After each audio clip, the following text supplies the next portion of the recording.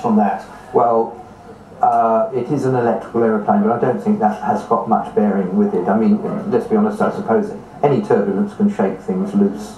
That is a very common experience. I think the worrying thing with this incident is the time frame and the confusion that's been aroused by using all sorts of time bands. If they kept speaking in the terms of GMT or BST or Brazilian local time and kept things constant, at least there wouldn't be the confusion there is. But how long was this aeroplane airborne? I think one man is saying 30 minutes, another is saying 3.5 hours. Well, there's a heck of a difference on where they're going to look. Now, initially, they started to look, we were told they were looking on the African coast.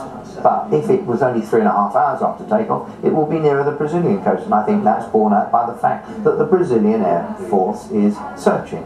This is detail, isn't it? I suppose the essential arithmetic is, certainly for the people who are on board the plane, the fact that they are, we're hearing from Europe 1 radio, we've heard this already, haven't we, that all hope has been lost, yes, according to Europe 1 yes, radio.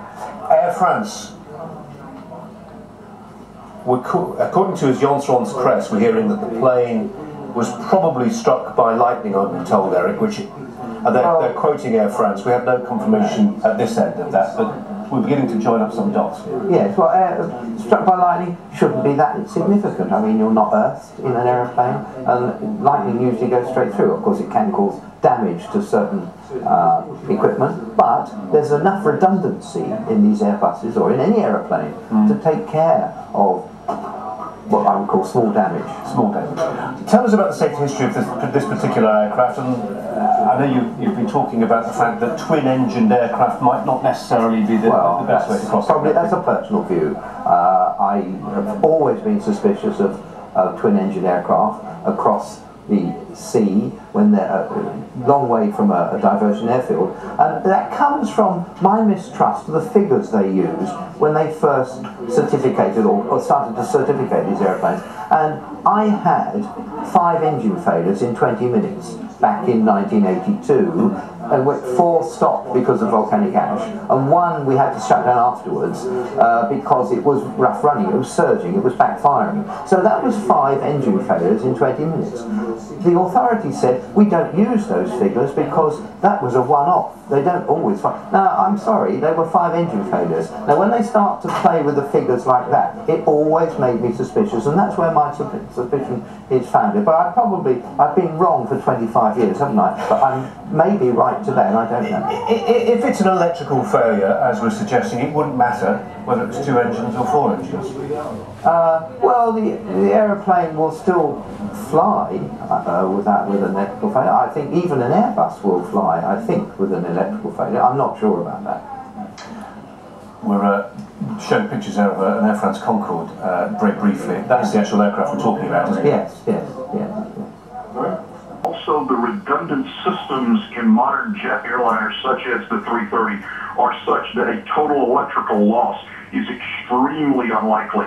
The question is, who was the last people that the airplane talked to, and you begin working backwards from there. You create a circle. It can of the next time it should have made contact, and that's the area where they'll want to concentrate. Now, I understand there's a question now whether it was that there's some time difference. I suspect that is whether they're using world standard time, you have coordinated universal time, or local, but that's where they need to start. But turbulence or a systems failure of that magnitude would really be quite a rare event.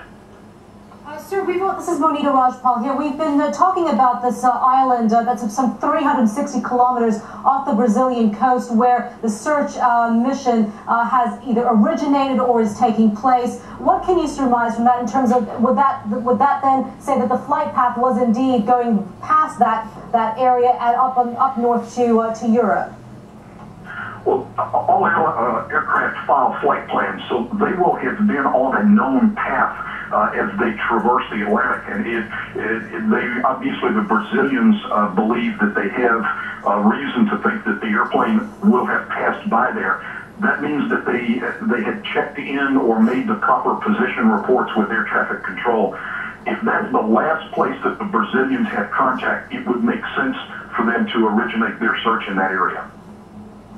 John Cox, Richard Questa again.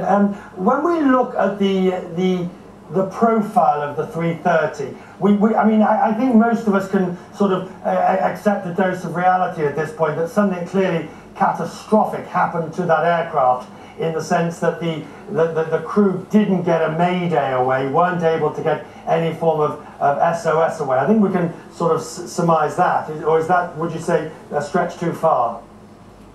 I think if they had announced that they had a problem on board the aircraft, we would probably know it by now. Unfortunately, I am not optimistic about the outcome of this flight. We have not heard from them in too long. The question of fuel exhaustion, even if they ran it, if they had exhausted all fuel, that time has pretty well elapsed now. So I'm not optimistic about the outcome of this flight.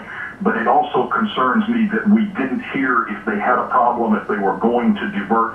That says that whatever occurred to them may have come up on them very quickly. Sir, I don't want to put you on the spot here, but I think a lot of the family members and friends who are waiting for any information, and just basically anyone out there who's, as we try to piece this information, one question is, what could have happened? I guess the fact of the matter is, we hear, as Richard was reporting there, and we are hearing reports of turbulence or possible electronic malfunction. What can you surmise from all of that?